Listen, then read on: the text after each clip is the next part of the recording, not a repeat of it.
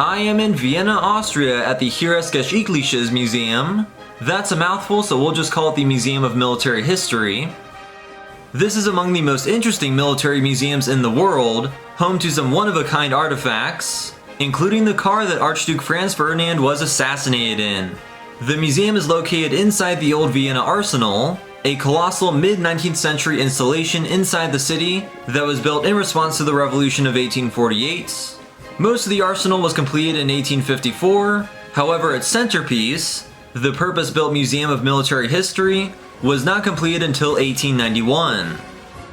Out front there is a towering sculpture of an imperial and royal Ulan propped on a saber. It was originally created during the Great War. Architecturally, the museum and the rest of the arsenal is magnificent. Like many of the late 19th century structures built on the Ringstrasse, it is a historicist construction, inspired by Byzantine and even Islamic architecture. It is interesting that they chose to imitate styles from states that Austria was historically at war with. The architect, Theophil Hansen, used the 12th century arsenal in Venice as the basis for the design. There is a long line of historic bronze cannons in front of the museum.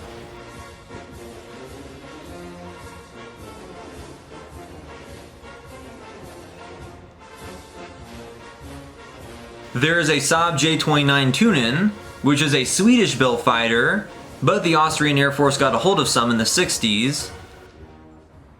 That is a Saab 35OE Draken. The Austrians used these aircraft between 1987 and 2005.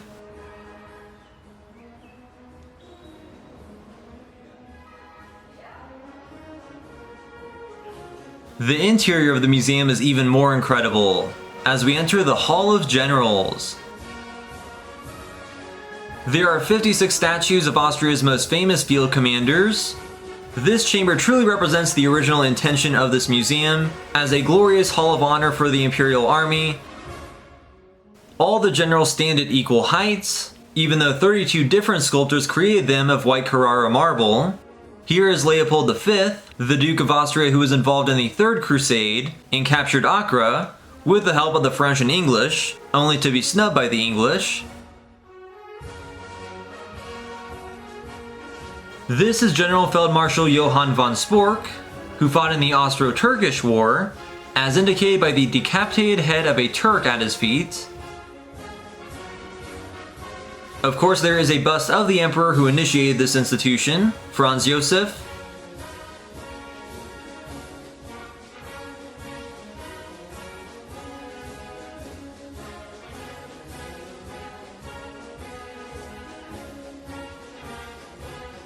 The grand stairway of the museum is fantastic. The exhibition halls up here cover the wars from the 16th to the 19th centuries.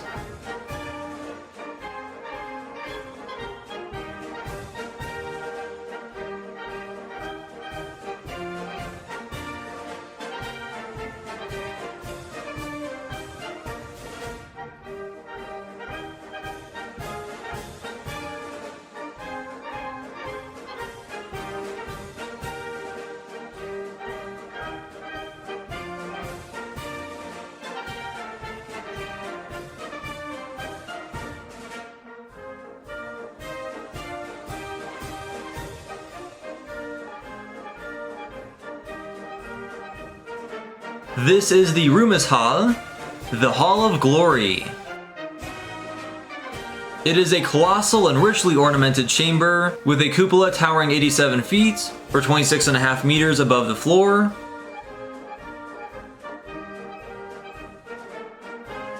The Hall of Glory is adorned by magnificent frescoes depicting favorable scenes from Austrian history, including the 12th century storming of Melk by Leopold I, and Prince Eugene of Savoy's massive 1697 victory over the Ottomans at Zenta.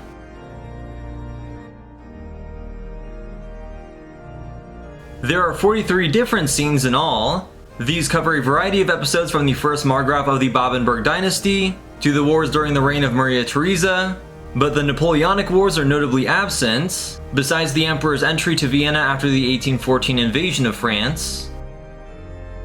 The most recent scene featured here is the 1849 Battle of Navarra, when Field Marshal Radetzky defeated the Piedmontese army.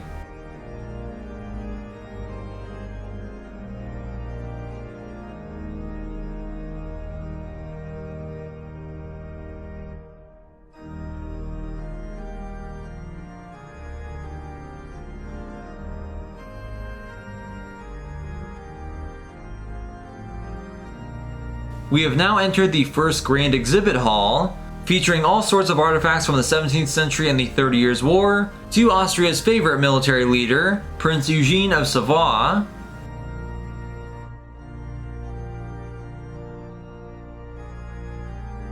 This is a beautiful old school display. I do not think this one has changed all too much over the years. Many of these weapons were crafted well before the 30 Years' War, which broke out within the Holy Roman Empire, when Kaiser Ferdinand II attempted to force Catholicism upon his Protestant subjects. Soon enough, many other European states became involved in the conflict. Here are some 17th century uniforms from the 30 Years' War, which started in 1618, and the extremely bloody conflict lasted until 1642.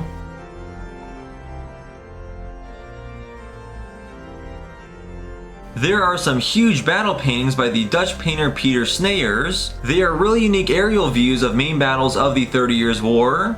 These are really interesting resources as they show the army's positions in the battle.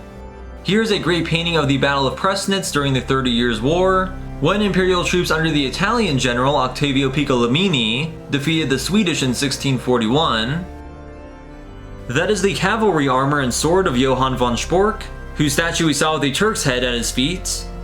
He must have been pretty hardcore. The Habsburgs and the Ottomans went to war a lot throughout the 17th and 18th centuries.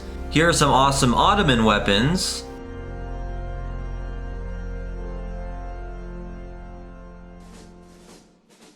There is a mini equestrian statue of Leopold I, the Holy Roman Emperor from 1658 to 1705. He reigned during several conflicts, including the Great Turkish War, and also had a rivalry with his first cousin, Louis XIV of France. Here's a painting of what the old placard calls the victorious battle of the Christian troops over the Turks in front of the walls of Vienna. This was after an eventful 2-month siege of Vienna in 1683, during which the Viennese held out and engaged in tunnel warfare. The croissant was supposedly invented during this historic siege. That may be why in France there are viennoiseries. There is a Turkish siege rifle and chainmail armor.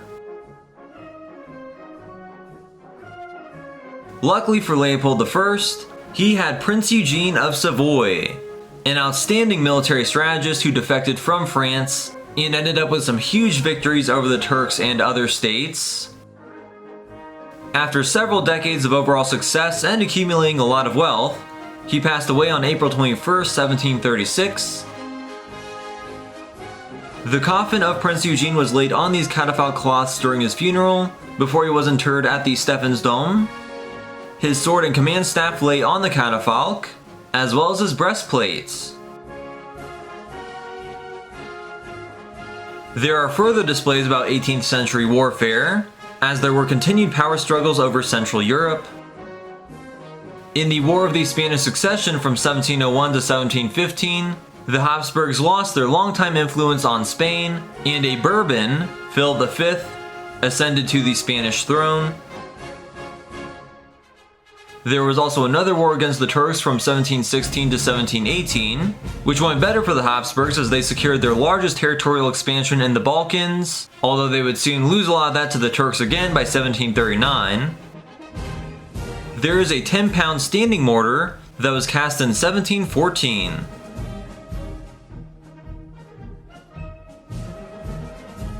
When Maria Theresa controversially came to power, she had to fight the War of the Austrian Succession against just about all the neighboring sovereigns, but did maintain her position as empress. Then from 1756 to 1763, the Habsburgs were involved in the 7 Years' War. It turned out to be a global conflict, but it actually started when Frederick the Great of Prussia invaded Saxony and Bohemia, but Austria was able to decisively beat them at Kolin. The Treaty of Hubertusburg, ending conflict between Austria, Prussia, and Saxony, was signed just 5 days after the Treaty of Paris between Britain and France. At the same time as the final war between the Austrians and Ottomans was concluding in 1791, a revolution was happening in France, in which they beheaded their queen, a Habsburg. Revolutionary France declared war on Austria in 1792, so the Habsburgs helped form the first coalition with Prussia and England. That first war ended with their defeat, and the Habsburgs lost their dominions in the west of Europe, as well as Lombardy. That is an air-filling machine for Girondoni air rifles, which were used in the Austrian army from the 1780s to 1815. The air rifles were problematic as it took 1,500 strokes of the hand pump to fill its air reservoir each time it was loaded. That is a replica of l'Intrépide, which was a hydrogen observation balloon created in 1796 and used by the French at the Battle of Würzburg, in which the French were defeated by the Austrians, so they took the balloon.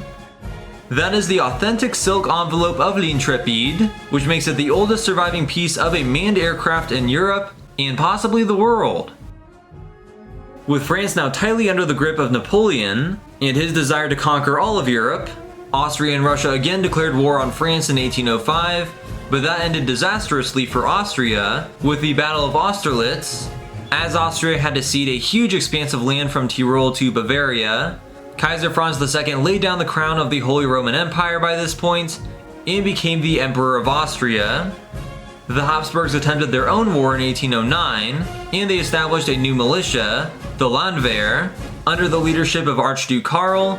They won a significant battle at Aspern, but lost decisively at Wagram, which led to the breakup of the Fifth Coalition, and Austria again had to accept significant territorial losses. But then, the Habsburgs joined a coalition with Russia, Prussia, Sweden, and Great Britain to defeat Napoleon at the Battle of Nations in 1813, and after that Napoleon abdicated and was exiled for a few months. Here is the uniform of the last Holy Roman Emperor, Franz I. This is an 1809 painting of Napoleon's entry to Schönbrunn. He did have his quarters in a wing of the palace. That is a fragment of the original model of the monument to Archduke Karl on the Heldenplatz in Vienna. The Austrians still loved him for his victory at Aspern-Essling. That is a painting of Archduke Karl with his staff, standing victorious at the Battle of Aspern, after delivering Napoleon's first personal defeat in 10 years. The French were attempting to cross the Danube, but were overwhelmed and repulsed by the Austrians, though there were tens of thousands of casualties. That painting depicts a speech by the Austrian Prince Karl Schwarzenberg to the three Allied monarchs after their massive victory over Napoleon at Leipzig. That is the triumphal entry of Kaiser Franz I back to Vienna after the defeat of Napoleon at Leipzig and the invasion of France. There is a working clock face in that 1840 painting. This displays about the pre-March period, or Vormaz, from 1835 to 1848, when the empire was ruled under absolutism by the influence of Prince Metternich. In 1848, Hungary and Italy revolted against Habsburg rule. Both rebellions were put down, along with the domestic revolution, though the problems were still far from over. Here's a scale model of the Vienna Arsenal, which was built in reaction to the 1848 revolution. There is a bust of poor Ferdinand I and his big head. He had a lot of health incapacities, including hydrocephalus, hence the giant head, and epilepsy, so he could not rule, and abdicated with the revolutions of 1848, so his nephew Franz Josef could deal with it. Much of this exhibit hall is dedicated to Field Marshal Josef Radetzky von Radetzky, known affectionately as Vater Radetzky. He was the military governor in the Kingdom of Venetia and Lombardy, and was successful in putting down the First Italian War for Independence against Sardinia and Piedmont. After that, he was placed in the highest authority after the emperor himself until 1857. That was the Field Marshal's uniform. And there is his cane, officer's cap, and gloves. Also here in the Radetzky Hall is the general's desk and various other artifacts, including a lock of his hair and his death mask. Radetzky requested to be relieved from office with this letter that he sent to the emperor in December of 1856. He passed away less than a year after he was relieved from duty in 1858. The Italian Wars for Independence became a big issue for the Habsburgs, as their influence continued to wane over the 19th century. While Field Marshal Radetzky was successful in putting down the initial rebellions, the Austro-Italian War of 1859, during which Sardinia was backed by France, led to a serious defeat for the Austrians as they gave up Lombardy and largely lost their influence over Italy. There is also a chamber featuring relics related to Maximilian, the short-lived Habsburg Emperor of Mexico. Franz Josef's younger brother got involved in a plot to overthrow Mexico's democratic government, and he kind of did become the emperor for a while. Nevertheless, that did not go well, and he ended up being executed by firing squad in 1867. So there are the emperor's hats and epaulets, along with his death mask. There's a portrait of Empress Elizabeth, or Sissy, who would be assassinated. After teaming up with Prussia in 1864 to take Schleswig-Holstein from Denmark, the victors themselves went to war in 1866 in a significant defeat for the Austrians. The German War of Brothers was all part of Bismarck's plan for the reunification of Germany. There is a huge painting of a bloody fight around a battery at the Battle of Königgrätz, the decisive battle of the war, in which the Prussian forces defeated the Austrians. The Prussians managed to destroy 38 out of 49 of the Austrian infantry battalions on the battlefield. Now down on the first level, this is the Emperor Franz Josef Hall, which leads into the Sarajevo display. Here is a big portrait of the Kaiser, who reigned from 1848 to 1916, which really is remarkable. This model 1899 field howitzer was designed to technologically catch up to other European armies in quality of artillery guns. After Prussia's defeat of Austria in 1866, the Habsburgs lost a lot of their influence in the German states, so they needed to secure their own varied provinces, especially Hungary. In the Ausgleich of 1867, the empire was divided into a dual monarchy, Austria-Hungary. In 1878, the Austro-Hungarian army went in to occupy Bosnia-Herzegovina and formally annexed the territory in 1908. That fancy revolver belonged to the Crown Prince Rudolf, Franz Josef's son and heir apparent, who took his own life, and put his cousin Franz Ferdinand next in line. We'll see how that goes. This is an original display of the facing colors used in Imperial and Royal Army uniforms as of 1882.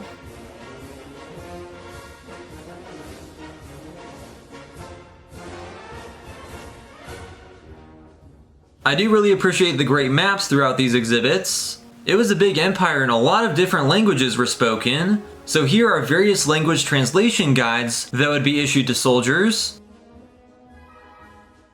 Here are some snowshoes and skis of the Landwehr mountain troops.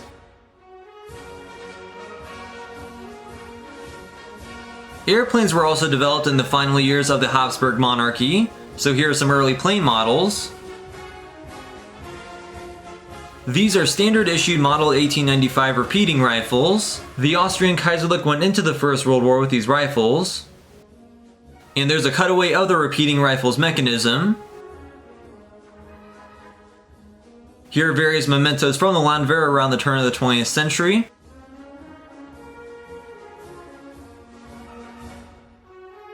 This case contains the military regalia of Emperor Franz Josef, the supreme commander of the Austro-Hungarian forces. There are two of his tunics. He would often wear those from day to day, as well as this amazing bicorn with turquoise feathers on it. Here are some uniforms and pieces related to the Emperor's court. This is a trophy called the Emperor's Prize, which was awarded to the winner of a show jumping contest in 1913. Here is a great collection of Hungarian caps, including shakos. Despite racial tensions within the empire and nationalistic tensions across Europe, especially in the Balkans, the nearly 50 years of relative peace enjoyed by Austria-Hungary would come to an end in June of 1914, as the Habsburg heir apparent, Archduke Franz Ferdinand, got into a car for a parade through Sarajevo. That's where we'll continue the story in part 2. This place is awesome, so I hope you've enjoyed the tour so far. Make sure to check out my other videos on museums, historic locations, and much more here in Vienna as well as across Europe and America. Part 2 with the Franz Ferdinand assassination car is linked in the description. The Republic and Dictatorship exhibit about World War II and its preceding years is featured in part 3. Additionally, please like this video and subscribe to my channel for more. Thanks for watching!